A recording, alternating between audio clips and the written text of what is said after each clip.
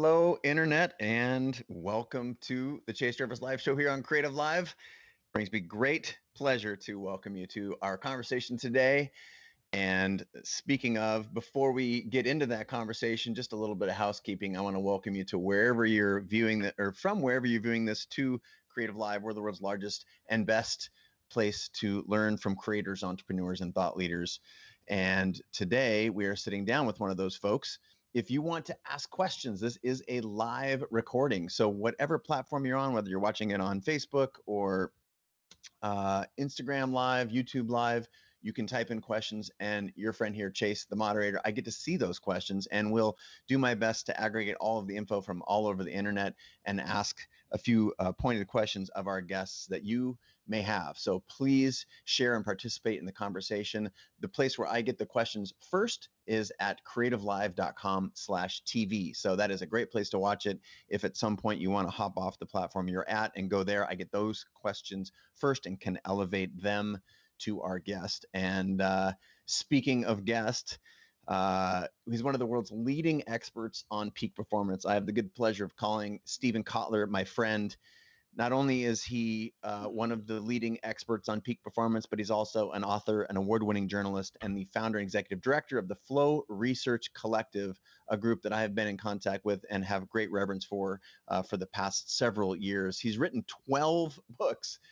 Yours truly haven't just done a couple. I know the pain, and Steven is an incredible writer, 12 books, including national bestsellers. The Future is Faster Than You Think, Rise of Superman, Stealing Fire, Abundance, Bold.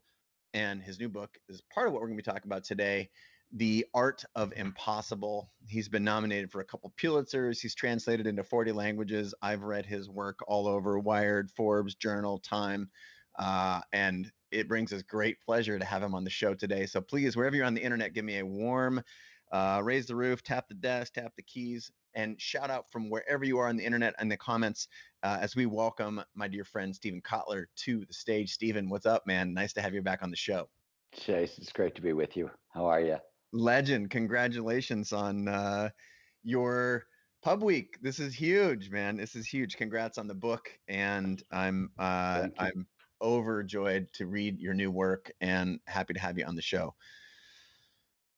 It's good to be with you. It's good to see you. It's been a couple of years. Right. I would like to get it on the hill sooner rather than later. You remember that you used to ride those things that went downhill?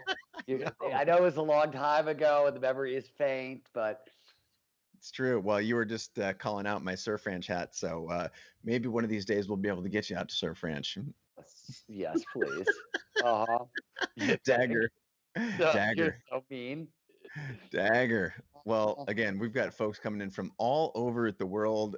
We've got London in the house. Romania just showed up. Esparto, California. So many folks. Canada, Alberta. We've got Northern Ireland. That's cool. I don't know what time it is there. South America. I need more specific. Argentina. Okay. So to say we have a global audience would be an understatement. But one of the reasons that they're here is because we want to know how to be the best versions of ourselves. And if I know anything about you and your work, which I feel like I know a lot, this book is the culmination of decades worth of research and time spent. And so I want you to start out with what's the premise of this latest pile of research and the thesis that the impossible is now possible.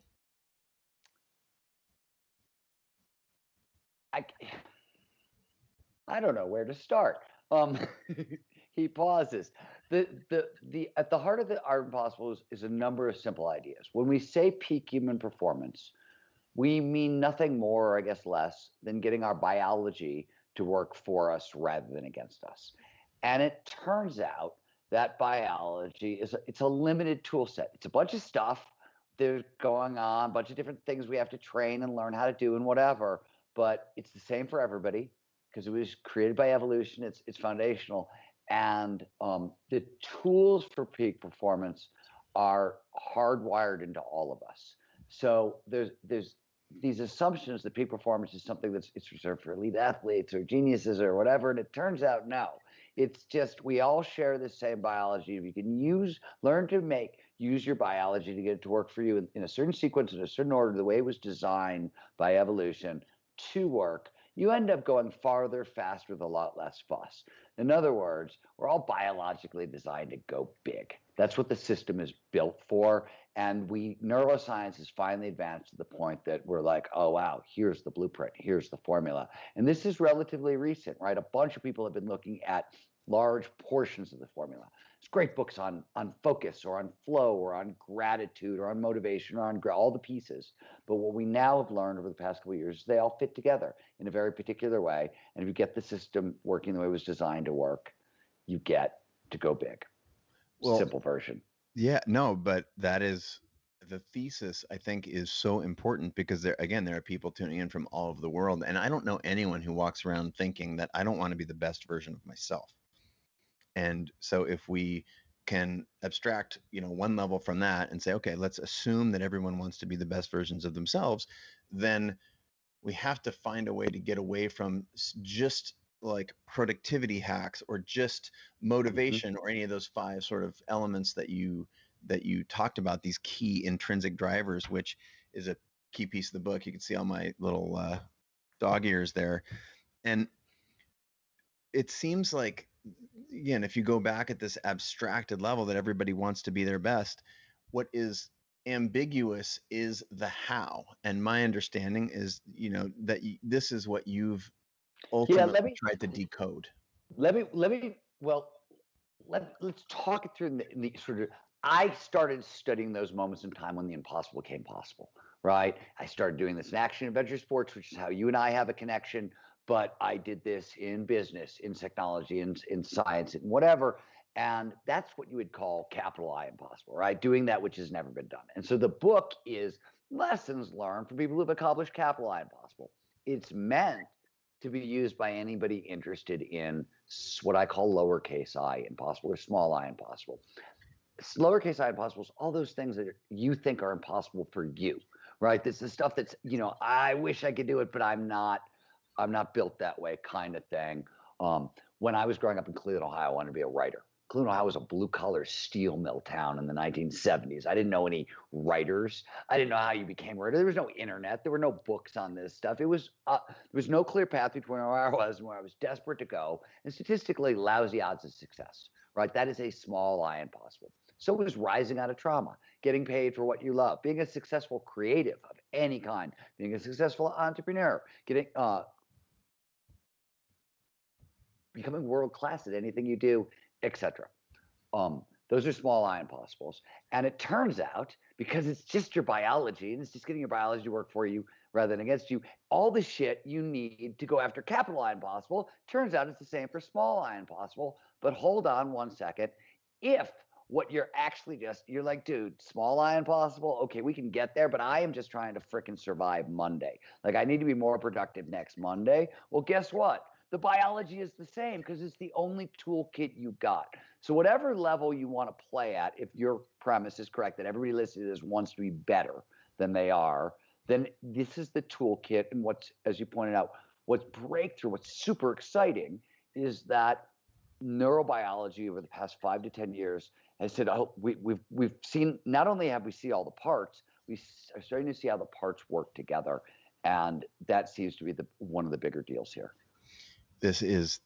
Your statement there absolutely 100% parallels the thesis behind this platform, behind Creative Live, behind my work. And we're using, I use the word creativity, like the foundation. If you want to create the life doesn't happen.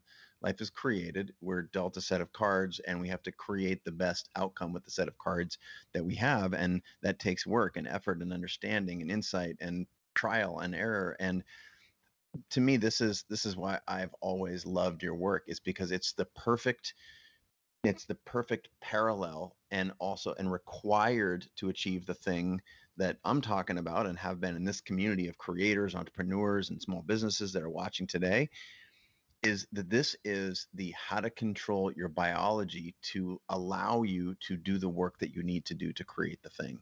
And so let's start at the start. You said you're starting to understand not just the biochemistry, because we've already understood what role dopamine, say, plays in the equation.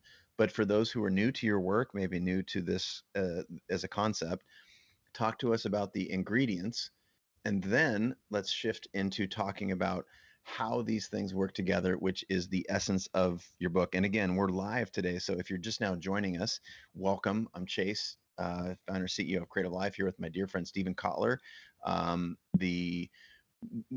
would say the foremost leader in the psychology, the neurochemistry, and the ability to put these Lego bricks together for the peak performance that we know you are capable of doing. And his new book, The Art of Impossible. So go back to my question there, Stephen. Take it away. So when you say peak performance, when we say, hey, there's a limited set of cognitive tools, right? We're mostly focusing on cognitive peak performance. There's some stuff in the book that focuses on physiology. Like if you want to perform at your best, you got to sleep 7 to 8 hours a night. And you know what I like, that kind of stuff, really basic, but I break down the reasons why, but whatever. These are mostly cognitive tools. And the way I like to explain it is, so I'm going to use words like motivation and learning and a couple other things, but you should understand that when I say motivation, for example, this is a catch-all term. When psychologists say motivation, they mean extrinsic motivation, things we want in the real world, money, sex, fame. Intrinsic motivation, things like passion, purpose, autonomy, mastery, goals, and grit. So their motivation is a placeholder for a set of skills.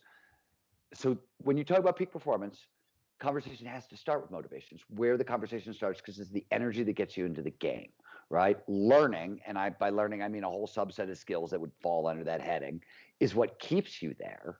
Creativity, as you just so eloquently pointed out, especially if you're going after high, hard, quasi-impossible goals, it's how you steer. And then flow, which is the optimal state of consciousness that we're all hardwired to produce, is how you turbo boost everything kind of beyond all reasonable expectations. That's the full suite. And flow gets you into the game, motivation gets you into the game, learning keeps you in the game, creativity allows you to steer, flow lets you turbo boost the whole thing. That's everything we're talking about. And when you talk about an order, we evolved in a certain way in a certain environment. So these skills came online and were linked together biologically in certain ways. This is not saying that like, if you're great at if you're great at learning skills and don't have motivation, you can't be a peak. People do this in their own way in every other direction. It's just that if you do it the way the system was designed to work, it just works more efficiently with a lot less mess, like any system, right? You can use a vacuum cleaner as a hammer, absolutely, but it's not going to be good for the vacuum cleaner, right? And there's a more efficient way to pound in a nail. You can use a system and get successful results, not using it not the way it's designed to use, but if you use it correctly, it's just going to work better. Better. It's just going to work better. Okay. I want to be better. I want my stuff to work better. Let's take it from 30,000 feet to the person right now who's sitting in that same steel town you were and has a desire to, as you said, maybe not win the NBA dunk contest or not, hurl themselves out of a hot air balloon that's 35 miles above the surface of the earth, but wants to get their business off the ground, wants to transition out of a life that they're currently living to something new. What's square one? It's a great question. And it's what the science shows is, fortunately or unfortunately, it starts outside ourselves. It starts in the extrinsic world. We need enough money to pay our bills with a little leftover for discretionary income. And the reason is this: if you can't, where's my rent coming from? Where's my food coming from? How do I take care of my needs, my family's needs? If you're up against that stuff, your system is producing so much anxiety, and anxiety blocks performance so significantly. What the research consistently shows is solve that problem first. Solve that problem first. Make, like, whatever it is, solve it in a way so basic needs are met. And it's really interesting. Daniel Kahneman did this original research, right? And the split for single families is at $75,000 a year. So like 10 years ago, he found that like if a husband who had a wife and a child was making $75,000 a year, that was enough to pay all the bills, cover expenses, and have a little leftover discretionary, that this starts to work. So what's the example for an individual? Everybody's got their threshold, and depends on where you live and what you're doing, etc. So we're not going to go there, but it starts with the extrinsic. Once that box is checked, and remember, this is pay your bills, a little left over for discretionary. I am not saying you have to get rich to start. I'm saying literally if you can get a little above minimum wage, you're probably okay to get going on this stuff. Then you got to turn to intrinsic motivators, right? What the research shows is certainly we don't stop wanting money, sex, and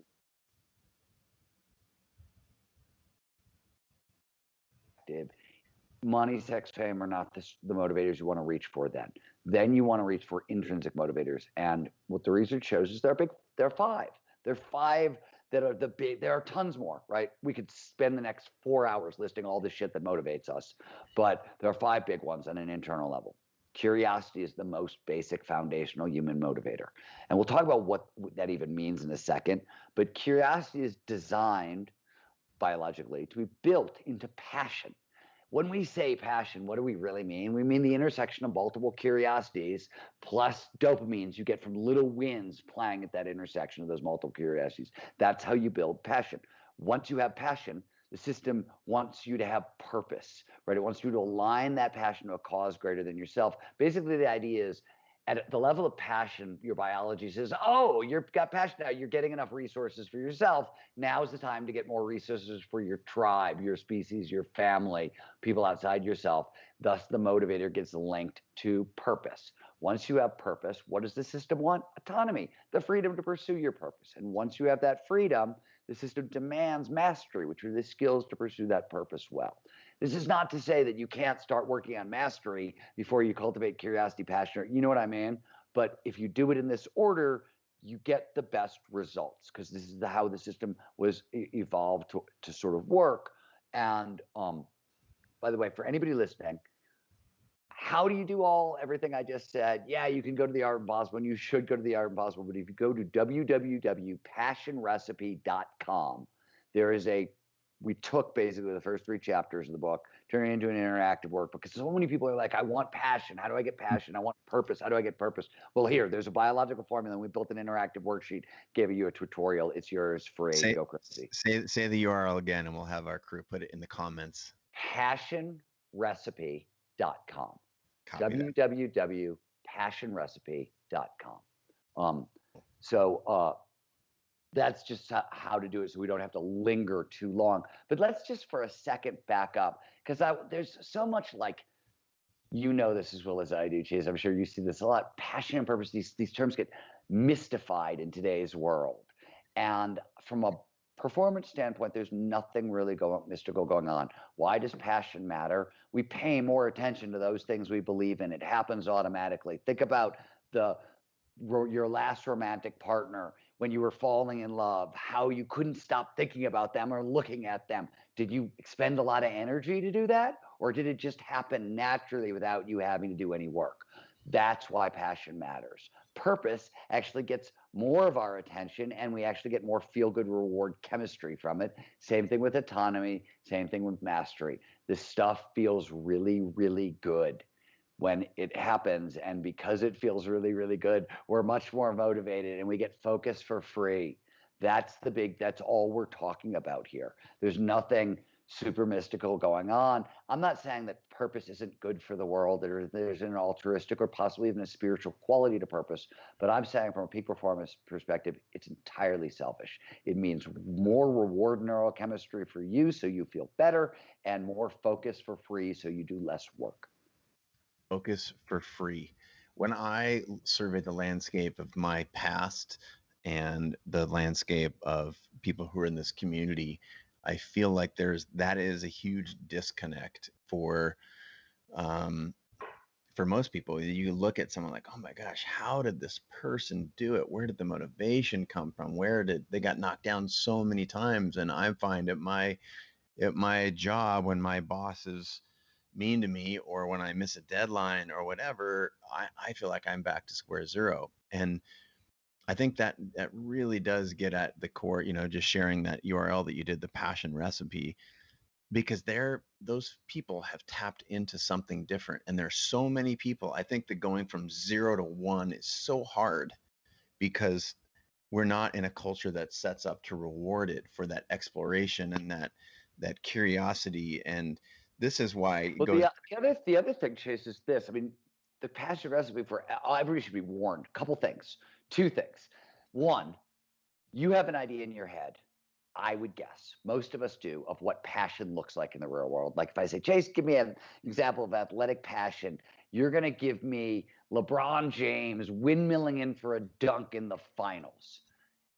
And that is passion. You are totally right. But that is late stage passion.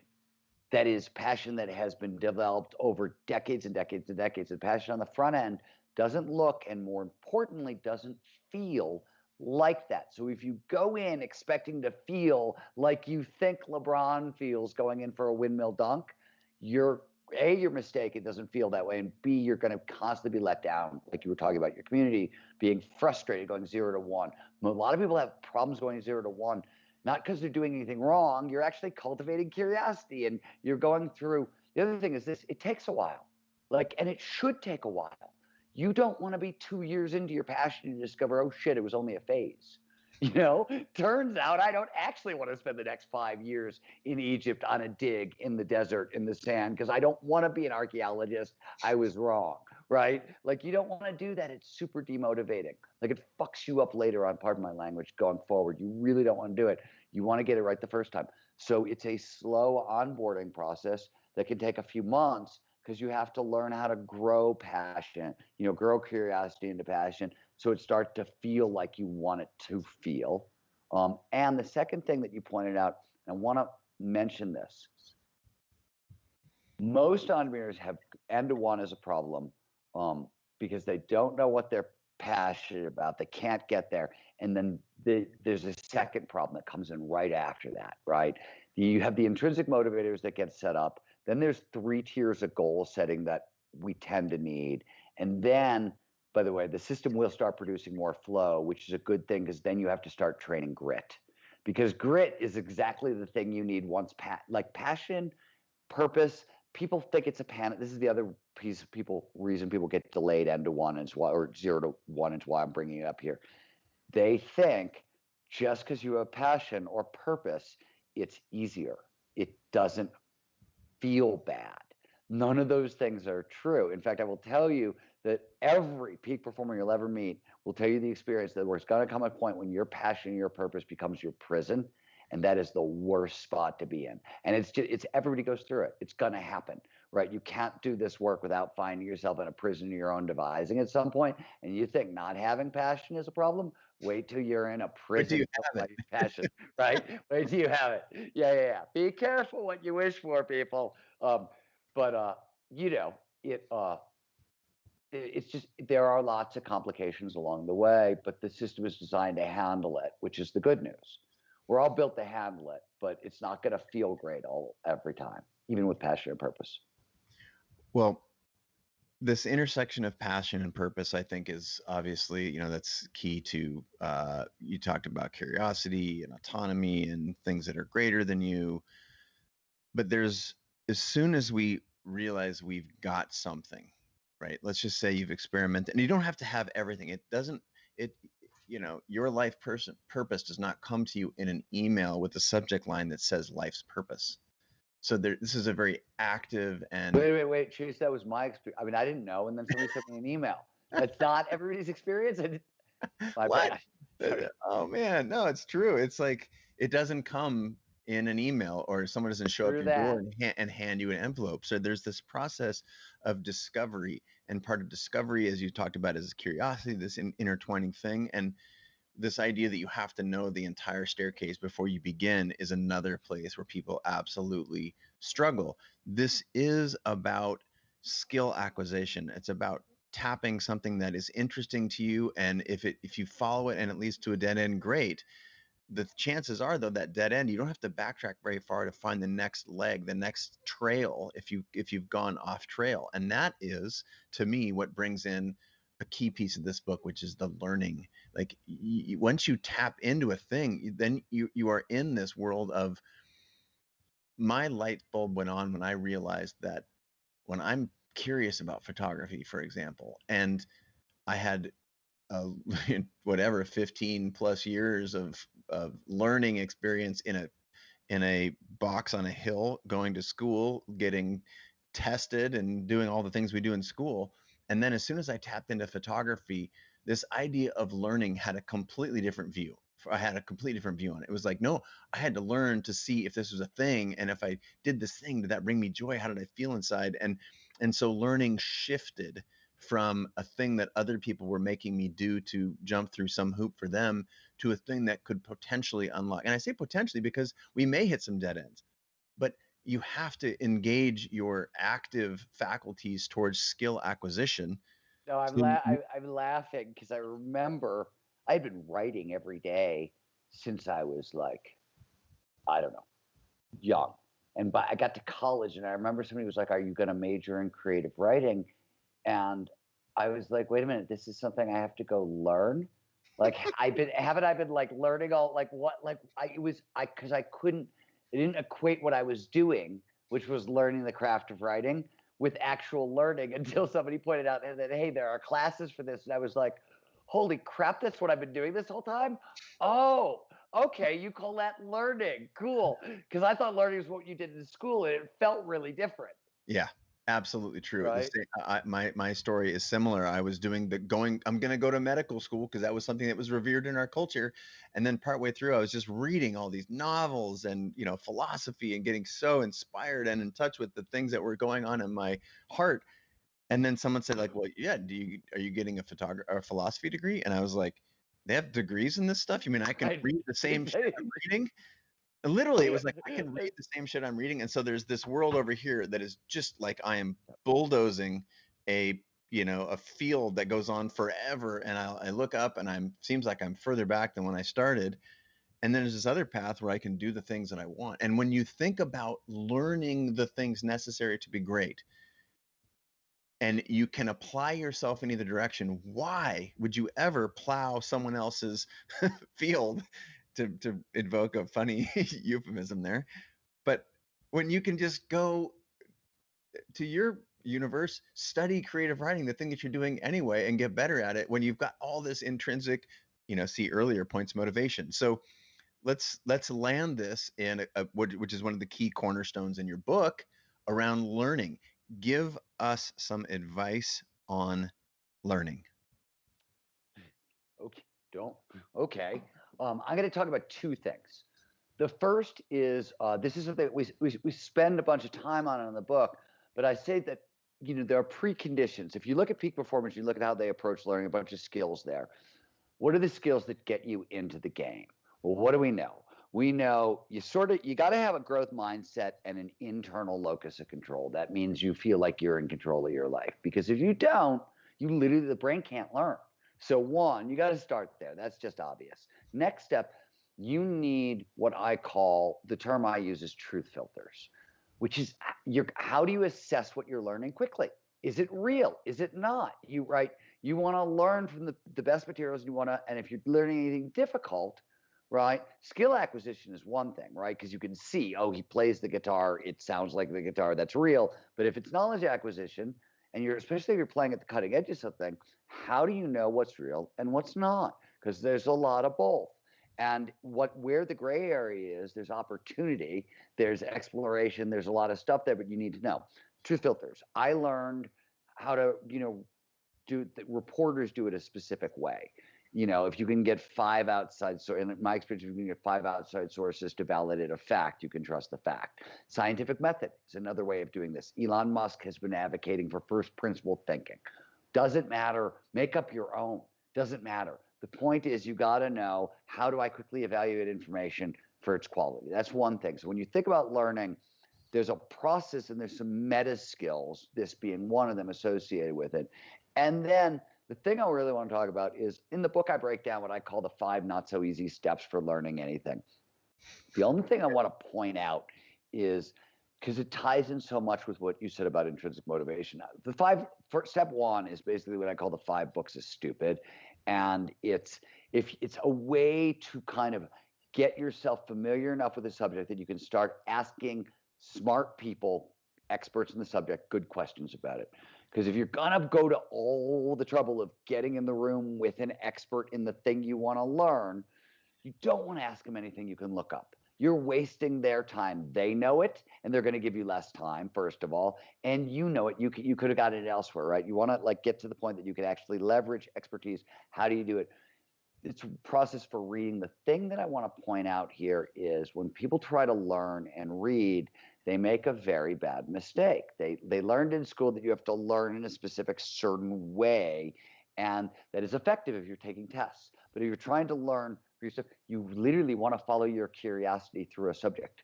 Why? Because every time you feel curiosity, every time your brain goes, wow, that's weird, take a note, right? That's the stuff to remember. That's the stuff you really want to focus on, because when you're curious, the brain has a neurobiological reaction that literally primes it for learning. So when you're curious, that's your brain way of saying, I am now primed for learning. I'm going to make it really freaking easy for you. And all you got to do is take a note about this thing and just write your question or blah, blah, blah. You want to follow your curiosity through subjects. There's a couple other things that are worth paying attention to. What I tell people is, if you look at your brain, two things to know. One is that your brain loves narrative. So pay attention to the history of a subject. Because if you can sort of start putting a timeline together, right? Oh, this happened first, this happened second, this happened third. And remember, whatever subject you want to learn, however fancy it is, it's just a voyage of curiosity. Some dude had a question. Some dude answered that question. It led to another question. It led to another question, and so forth. That's all you're learning. A bunch of people had questions. People answered it. It's a narrative. It happened in an order. And since the brain, we have narrative storytelling machines for brains. Brain loves cause and effect. It wants to know what happened first. What did it lead to? So I can, right? That's what brains do all the time. And which is why we love narrative, why we love story, all that stuff. So pay a little bit of attention to the history of a subject, because it gives your brain this macro. It's like you get the Christmas tree. All the facts you're going to learn are the ornaments, but if you give your brain the basic Christmas tree, it's going to do what it does naturally, which is put things in an order and turn them into a story, without you having to do the work. You just have to pay a little bit of attention there. The next thing you want to pay attention to is, the vocabulary of a subject. And I always say, if you encounter a word while trying to learn something that you don't recognize, ignore it. If it shows up 5 times in one thing, look it up. And every time you see it from that point on, say the definition out loud until it's locked in. And the reason you want to pay attention to the terminology, jargon and terminology is annoying. It's pretentious. It's all those things. It's difficult. But what you learn after you've learned a bunch of subjects is that oftentimes most of the subject is contained within the terminology. The terminology are like Homo sapiens. You could just say humans, but Homo sapiens gives you the genus, the species, and if you translate it, wise ape, the idea that we thought we were smarter than other hominids, whether or not it's true, right? Like you get a whole bunch of shit packed into one term. It means a lot of stuff. A lot of subjects are hidden inside the terminology. So pay attention to the terminology, pay attention to the history a little bit, really pay attention to what I call the emotional wows, the point that your brain goes, whoa, what the hell is this? And it starts automatically doing those connections. Oh, what about this? What about this? What about this? That's what you take notes on. That's what you pay attention to. You follow your emotional wow moments through subjects, and learning becomes, as you said, delightful and doesn't feel like learning. I need to be clear to everyone who's watching and listening right now. What you're hearing Steven talk about is what I believe is potentially the most misunderstood thing in our culture, from getting people from where they are right now to where they want to be. And it is following your curiosity.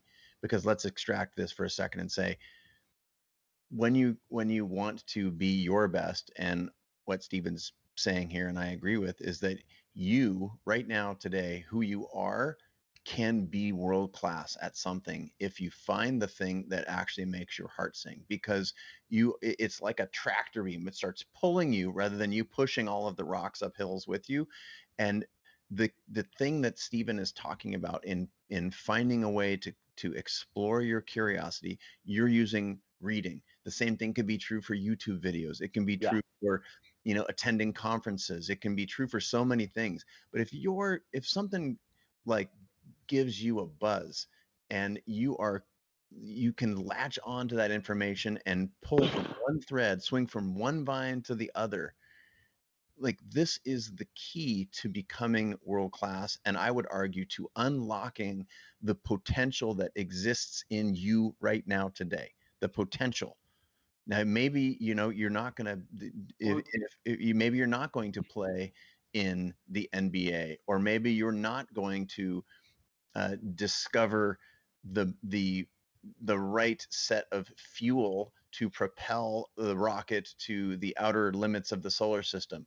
But there are 10 other things that you are in love with in here somewhere, that you have aptitude for, that if you decide to pull on those strings, you will be so much further along than the things that you're doing right now. And learning how to do that, essentially just following your curiosity and trusting that if you jump from one page of a book to a YouTube video to all these other different aspects, that you're actually, that's doing it right. And no one is saying that out there in the world. So pay attention.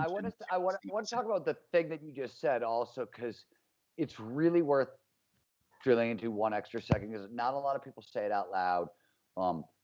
What we're not saying is genetics, early childhood experience, like if you're 5'4", you're probably not going to play in the NBA. You could be Muggsy Bogues. You could be Muggsy Bogues. That, like, there are random outliers, right? And I don't want to poo-poo anybody's dream of trying, but what both of us are in absolute agreement on is everybody is great at something. Mm-hmm. The way I always put it is, I have been around the world. I've met so many goddamn people. It's ridiculous. As a journalist, as in everything else, I've never met, or very rarely meet dumb people. I don't do it. What I have discovered is, if you can figure out what language somebody speaks and what they're passionate about, everybody's smart about something. So you figure out what that is and you try to learn from them about that thing. That's what I did as a journalist. That's sort of what I've done as everything. But like, I spent my career finding excellence in peculiar corners, and that's what it always looks like. There's something else I want to say. This isn't really an art and impossible, but in talking about it a lot, it's come up a lot, and it's very closely related to what you're saying, because I think there's a mistaken conception out there in popular culture about going after your dreams or all this stuff, which is, a lot of people are now, I'm hearing a lot like, oh, I'm really broken. I've got trauma. I've got this and that. I got to fix me before I can start going after my dreams.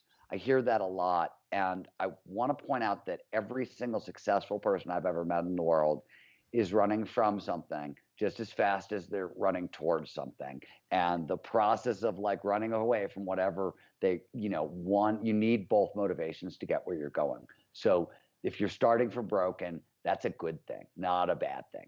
Like, that's where it always starts. That's the only place it can start. So don't say, what I'm hoping we're doing, if we're doing anything here, is we're removing your excuses for going after what you want.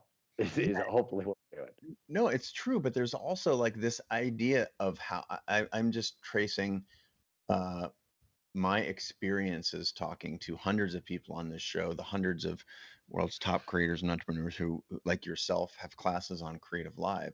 This is an absolutely common thing that continues to be buried in our culture, not because it's a mystery or because people don't talk about it, because it's just not that sexy. Like, how you swing from one vine to the next in your I'm laughing. I have to interrupt you because I've said this is all over the place at this point.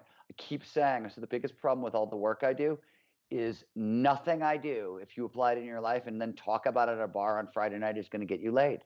It's not sexy. It's just, that's one of the biggest problems. Everybody wants to be whiz bang or sexy or whatever, and fine. But what works is really simple and foundational and psychological and physiological in really basic ways.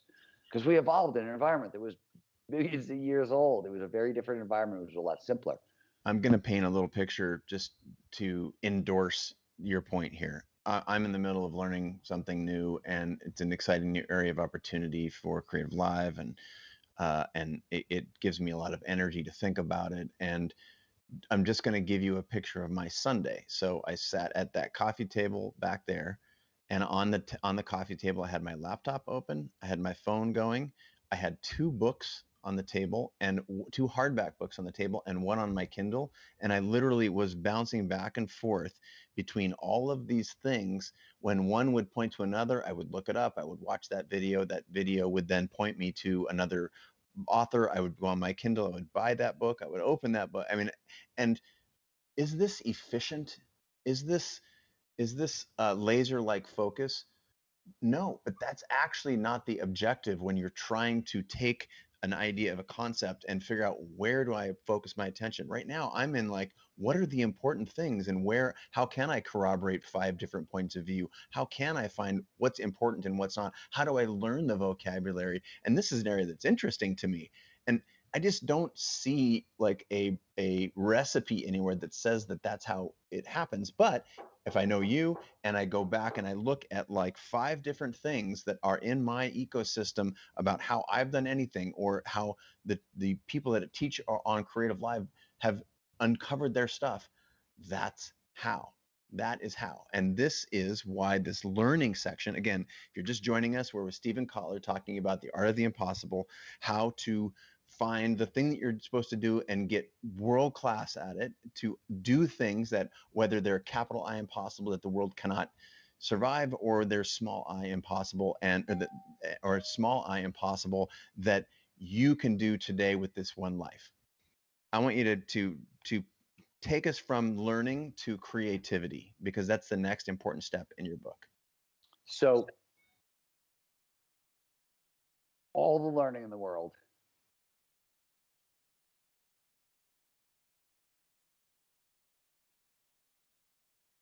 Chase, I miss you. You've gone away. We could make fun of his legs.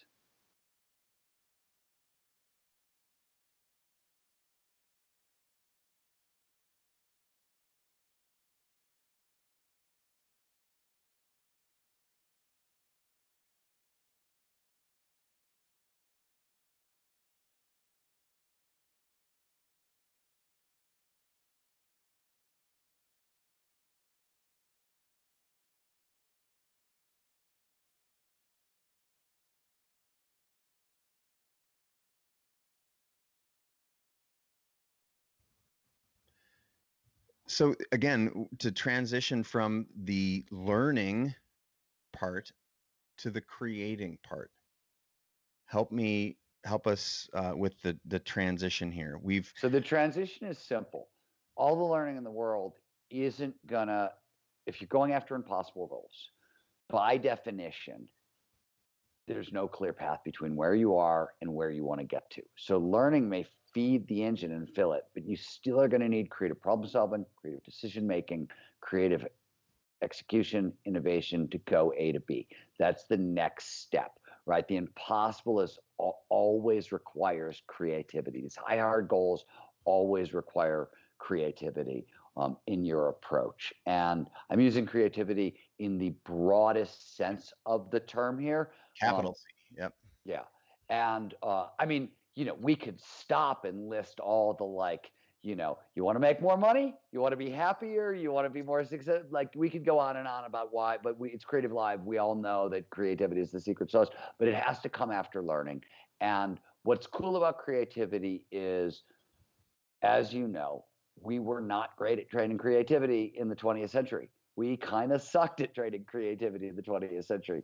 In the 21st century, thanks to great advances in psychology, great advances in this kind of work you guys are doing, where you get huge data sets of creatives that nobody's had access to, that kind of stuff, and the neurobiology of creativity.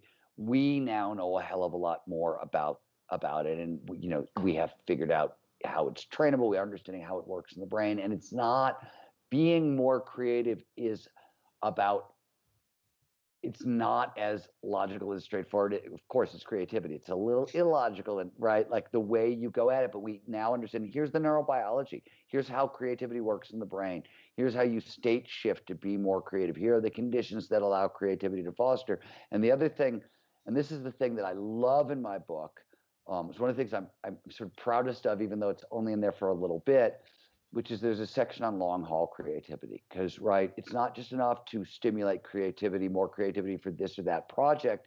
We don't want to just be successful for a month or a year. We want to be successful and creative over the course of an entire career.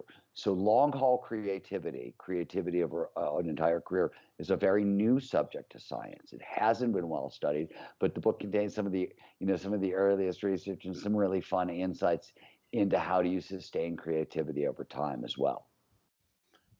This idea of a lifelong, again, it marries with, I think, philosophically, one of the reasons that you and I have had, many multi-hour conversations about this is because it underscores the point that what we're developing is a habit.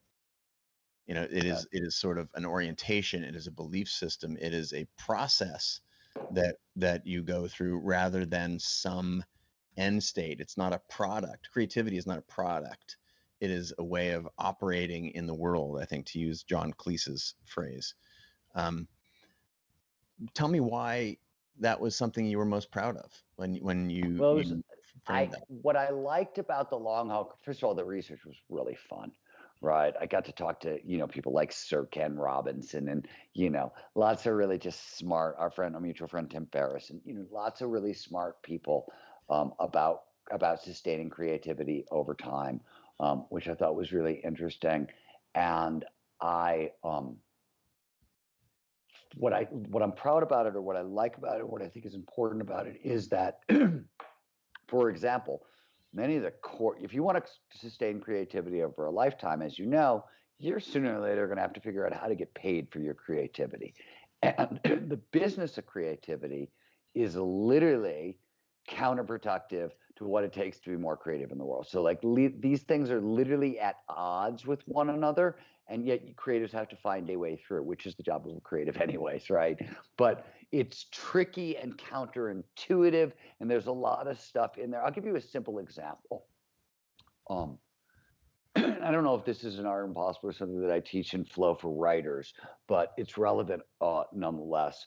So creative careers have stages. The first stage of a creative career is making a name for yourself as yourself. That's what you do. And you get known for your ideas, your thing, your whatever. And once you do that, for example, as a writer, I spent my 20s becoming Steven Kotler, right? Like I was a voice. I had a, blah, blah. But I got to my 20s, I got to my 30s, and I had reached the level of, oh, now you get to write for the New York Times. Now you get to write for Wired. Now you get to write for the top publications in the world. You think they gave a fuck about Steven Kotler?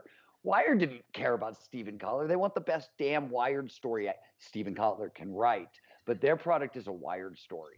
And my ego and my great style and everything that got me there, they could care less about. So you need all this ego to get to the first stage of a creative career. And the second stage of a creative career, you have to be creative inside other people's boxes, often for 5 to 10 years before you get to burst forth as yourself again, right? That's the apprenticeship portion of it.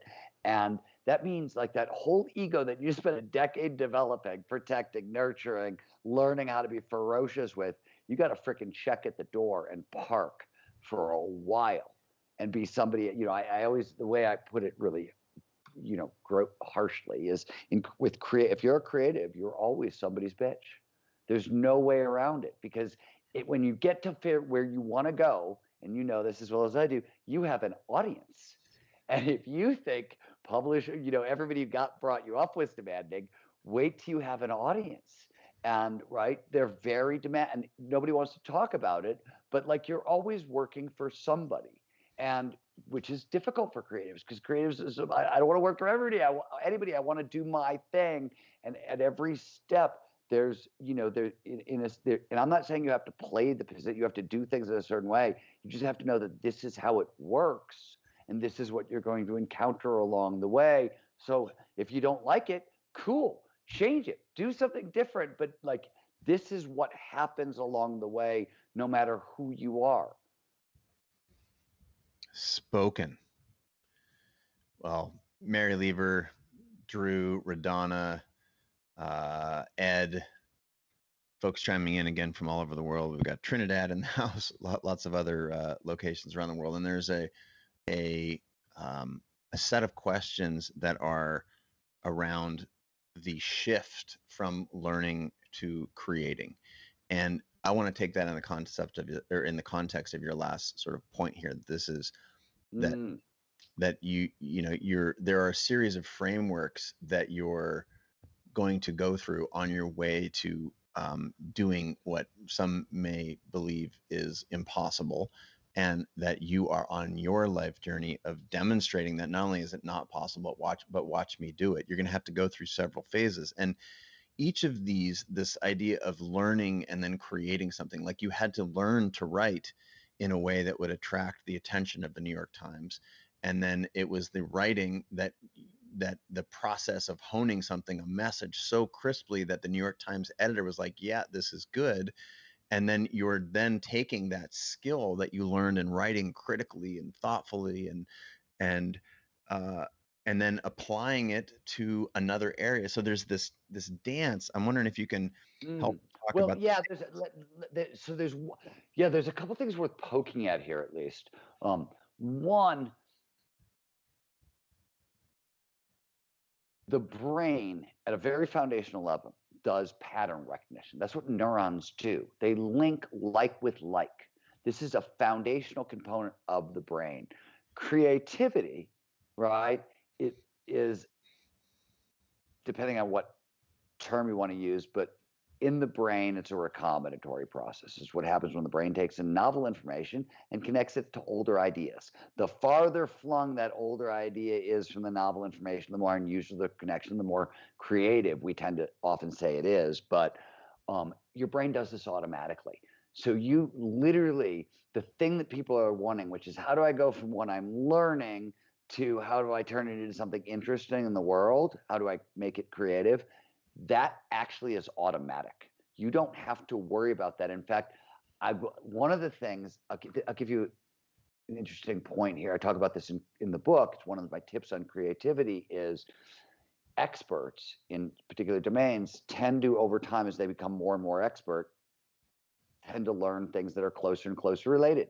You study what you're studying and you're trying to learn. You study.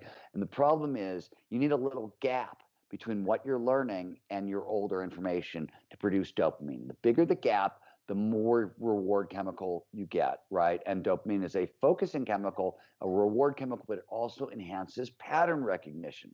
So when we have dopamine in our system, right, we find more links between things. So it's why creative ideas spiral, by the way, also because when you have an insight, it produces a little dopamine that leads, oh, look, I noticed something else that leads to more dopamine, and creative ideas spirals. One leads to the next. Well, that Go back to my Sunday. Like that's exactly what we're tracing, right? Exactly what we're tracing. Sorry, keep going. So the process is automatic. Like what starts that stuff, it happens automatically. But if you don't read far stuff that you're curious about, but far, like I work in photography.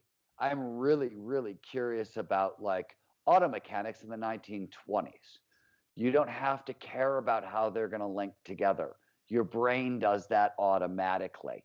You have to learn about cars in the 1920s and learn about photography, and your brain will do the rest. Now, there are certain things, for example, we talk in the book, I talk about why being in a good mood is super important to creativity from a neurobiological standpoint. There are conditions for creativity. So you can create those conditions, right, for it. But the stuff that the bridge that people are trying to build between how do I get from learning to creative decision problem solving, that's actually automatic. And in a sense, get out of your own way and stop being scared that it's not going to happen, because that fear is actually blocking the creativity. To put this in a little more context, because it'll help people. The more anxiety you feel, the more logical and linear your brain wants to be. This is obvious, right? When there's a big problem in front of you, your brain goes, oh crap, that's a big problem. Now is not the time for all kinds of creative outside the box solutions. I want something tried, true, that I know is going to work because my ass is on the line. You get the extreme example is fight or flight, right? Critical problem in front of you. You get two choices. You can flee, or you can freeze, or you can fight, right? Three choices. That's extreme version, but every little bit of anxiety produces something close. So we can't, you don't want any anxiety. It's going to block the creativity. So if you're worried about, oh, how do I go from learning to creativity? How do I use this information? You're literally creating anxiety, and it's going to block the very thing you're trying to get. You've got to sort of start to understand what your brain will do automatically and where you actually want to intervene. Does that make any sense? It makes perfect sense to me. And a couple of comments came in that I think are relevant. One from Donald Azell. I'm working in a BS accounting to match work experience, but I want to work on building an app, how to balance those two things. And then Radonna says, I call this going down a rabbit hole. I get caught up in the creativity and the learning. Now I want to try and take what Steven is saying here, those two comments, and saying Steven is actually articulating that is a good thing, that if you can afford to be anywhere besides fight or flight, and when you have and you cultivate some luxury for yourself around the space because you're working a BS accounting job, that should provide financial security, eliminate anxiety, and let you do and dream all the things. What could the app be? And Radonna going down a rabbit hole is a really important first step. This tension between learning and creating, and figuring out that you like photography and you like cars from the 1920s. You don't need to understand them right now, but this is the blueprint for how to get where you are right now to where you want to go. This is the information that you're going to act on over time. And as Steven just said, you don't actually have to do that work or worry about it. Just keep doing this process. Say what you're going to say. Sorry, but hijacked. No. One thing. You made two comments on two different people who commented. One on the guy who's working on the app. This is like Tim Ferriss's. I quote him in the book, right? Like, when I was coming up as a writer for my first decade as a writer, I was a bartender. It was great. I had, I was making tons of money at the bar, and I could afford to go down rabbit holes, by the way, right? Like my first book took 11 years. I rewrote it from start 4 times in a row because it wasn't right. Those were a lot of rabbit holes I went down, along the way, and bartending allowed me to do that. So even though the one thing may feel a little bit like a prison, it's a prison that liberates, right? And that's worth a damn. And as far as the rabbit hole, there's another side to her comment. I just want to make sure we're not ignoring this, which is sometimes they have a creative project or focus, and along the way, the tangents get too delicious, right? This happens a lot in flow. You're in flow, you're writing, you're a musician, whatever. And, there's a core thing you're doing, and then there are all these delicious tangents all over the place. And some people can't resist the lure of the tangents when it takes them away from and what I will say on that one is, yes, known issue. Over time, you will learn your tendencies, and you will learn to be able to manage your tangents. You will learn what is a fruitful tangent and what is a waste of your time. But there's no way to learn that without going down the rabbit holes a bunch, because everybody's going to be different, right? I can't tell you this is what works for me in tangent. You know what I mean? Like, this is a good tangent, this is a bad tangent. But I will tell you, you'll figure it out over time. It won't become this. It starts out as it's an endless rabbit hole, endless time suck, endless. Of course it is. But as your brain starts to accrue knowledge, right, expertise, the rabbit hole, you know what I mean? You start to be able to navigate. This is sort of what expertise is. Radonna just chimed back, and she said, this is exactly what I need. I'm learning to trust the process 100%. And but Ramona, you're gonna, especially in flow, if you're getting into flow in the beginning, this is one of the things, known issue at the Flow Research Collective. We train people to get into flow. We train them to use the flow states creatively.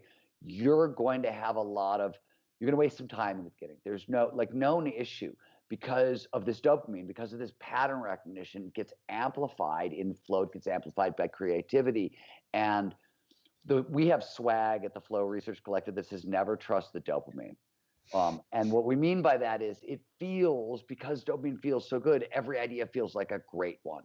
And you're gonna go march down those rabbit holes. On the back end of a flow state, there's a recovery phase, by the way, where there's no more feel-good neurochemistry. And for creatives, this is a really good time. You don't want to do work in recovery because you want to recover, but I always read what I wrote the day. If I was in big flow, I'll read what I wrote in recovery.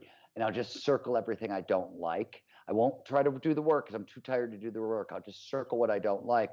And the reason is I've got no more feel good neurochemistry for a little bit of time. There's a refractory period where my body is building it up again. So if I like what I produced in flow when I'm not in flow, pretty good chance that it was good because I've got no more actual feel good drugs. So it's probably actually good. And it's I think that's a useful thing. Whether or not we evolved in this way, we can still use it in this way. And I find that's useful. Hopefully that helps answer that question. Amazing. And we're getting a lot of folks in the comments saying, thank you, buying the book, which reminds me, again, we're with Steven Kotler here for his Yeah, new. guys, go to Amazon This is huge. because go to Amazon and buy as many goddamn copies as you possibly can, because trying to publish a book in COVID, like all the publishing is broken, and they accidentally overprinted like 40,000 copies. So I now have to sell an extra 40,000 copies. So help me out, people. Buy a lot. Amazing. But this is, this community shows up and it purchases books from authors that are filtered through this process, and they know that what we bring to the show is quality. And we know this is Steven's I'm not showing up for you. The book, I'm joking. The book swept the bestseller list. We hit 10 bestseller lists last weekend. So I've never done that before. So people are showing up. And you guys have always showed up for me. Hey, and I think where are we? There's a comment here. I wish I'd seen this 5 years ago. Is LB. Donald says, thanks. It was one of the questions, just buying it right now. Thank you. So again, we're going to show up for you, Steven. And I want to wrap with one last concept. Again, this is imprinted deeply in the book, and so much of what we've talked about around, understanding passion, learning, connecting learning to creating. But specifically, there's this concept in the book about the habit of your potential. Like, how do you get in the habit of living up to your potential? And as a send off, so that we're again hyper connected to the work that you've just done in your new book, give us something to pull on with respect to how to make this. It's possible to create this habit around living up to your potential. This is an idea that's old. It's William James's original idea, the founder of modern psychology. And he basically said most people have what he called the habit of inferiority. They're not in the habit of living up to their full potential, so they're not used to living up to their full potential. At a really simple level, really basic, the way I always like to explain this is I always like to say that 35 years of studying the moments in time that impossible has become possible has taught me a couple things. The first is that we are all capable of so much more than we know. That's what I've learned in 30 years, is that human capability is enormous. The problem is human capability, human potential is invisible to everyone, but especially to ourselves. Our potential is invisible to ourselves. What we're capable of is invisible to ourselves. And the reason is capability is an emergent property. It emerges when we push in our skills, when we use our skills sort of the utmost again and again and again and again. That's sort of all that's required. To put it in different terms, my best friend and I talk about this all the time, which is one of the dirty secrets in peak performance is there's no secret. It is nothing fancier than showing up every day. Like, as a writer, I am going to show up. I'm going to write 1,000 words every day. I am not going to care how I feel about the words. And I'm, by the way, not even going to judge the words. A victory for me is I wrote the 1,000 words. Some days they're great. Some days they freaking suck. But if you write 1,000 words a day, you end up writing about a book a year, and you end up doing what you started this conversation with when you were like, how the fuck did you write 12 books or 13? I think it's 13. By the way, I don't even know. I think it's 13. 12 that are out, and I have a 13th that's coming out in November, but it's already written. So, but yeah, I mean, like, you literally, there's no secret. And the one thing I always want to tell people, because they don't get this, and it's hard to wrap your head around, if you survive being a teenager, you have probably felt the worst that life can produce for you. We know this because we have things called emotional set points that say, hey, by the time you're like 10 or 11, this is the worst you're going to feel on the planet. This is the best you're going to feel. And your whole life is going to take place in between. Those are established. And if you're a teenager, you have no emotional control and your hormones are raging. So you already got the worst of it. Now, you may get the worst of it every single, like it may show up day after day after day after day. That may be in your future, but you've already suffered through the thing that you're afraid of. Right? Like whatever it is that you're afraid of experiencing, you've already felt it. It's already happened emotionally in you. You're tough enough to do this is point A already. If you've made it into adulthood, you're probably tough enough to do this already. You've already borne the pain. You can do it. Like literally you've already done it. So stop freaking out about that one. And the second half about it, it really is like by the end of the Art Impossible, yeah, there's a bunch of onboarding stuff, the passion recipe and those kinds of things, but it's about 6 things to do every day and 7 things to do every week. I would guess of those 6 things, if you're listening, if you're involved with Creative Live, you're probably doing a bunch of them already, right? Because the biology is a limited skill set. My point, the thing I'm trying to leave us all with is we don't know what we're capable of. We're capable of more than we know. We get there by pushing on our skills in a very specific way every day, but that's all you have to do. You just have to show up for yourself and do the work and not care about the outcome every day, over and over and over. And sooner or later, those impossibles start falling down. You just start knocking them down. And if you do it in an area you care about, that's what's going to give you that energy. Extra lift. Yeah. The comments are going nuts. Skeeter is asking if the book is available on audio. Yes is the answer. Sarah says, I'm raising teens now. Thank you so much. I'm going to use that. Eric is wait, I want to talk about one thing because I love this with teenagers. So, because everybody had this experience. People hear like small I impossible, that which we believe is impossible for us. And even that stuff seems really freaking intimidating to people. And I want to point out that chances are, now there may be an exception here, but the first small I most of us go out and solve is we're like 10, 11, 12, 13, and we want that first boyfriend or girlfriend or first kiss or first relationship, right? And it's an impossible, right? You're 11, 12 years old. I would have given you my right arm for like telling me how to get a date with a girl. Like I swear to God, you could have had years of my life in trade at that moment for all it was a small I impossible. And everybody here has already ticked that box already. So it's worth appreciating that we've done a lot of this stuff already. We don't tend to trust our history on this craziness, but we've got real history here where we're like, oh shit, you did that already. I just want to point that out. I'm sorry, it was a random tangent, but she said, no, that is lovely. We've already experienced that, and now we just have to put it on repeat and make it actionable and repeatable. And that's what, again, your book, The Art of the Impossible. Thank you so much, Steven, for being on the show. Raise the roof for Steven in the comments. Thank you so much, buddy. And go get them. We're huge fans of yours here at Creative Live. You have an excellent class on Creative Live on Creative Live about flow. That's another good resource to check out. It is a great resource. Good luck doing what you're doing. Keep it up. Again, comments. That was incredible. Thank you. Been working on a huge project. Book ordered. Granddaughter that I just had sent 20 books now. 20 books too. So there we go. Yeah, that's amazing. LB, Donald. Okay. Thank you so much for being on the show, bud. Signing off for those of you out there in the world. Make sure to pay attention to Steven and his work. Dear friend, friend of the family, friend of Creative Lives, and I can't wait to see you again soon in person, my man. Hopefully in the not too distance. God, it's been too long. It's been too long. All right, signing off. Until next time. Peace, everybody. Thanks for hanging out. We bid you adieu.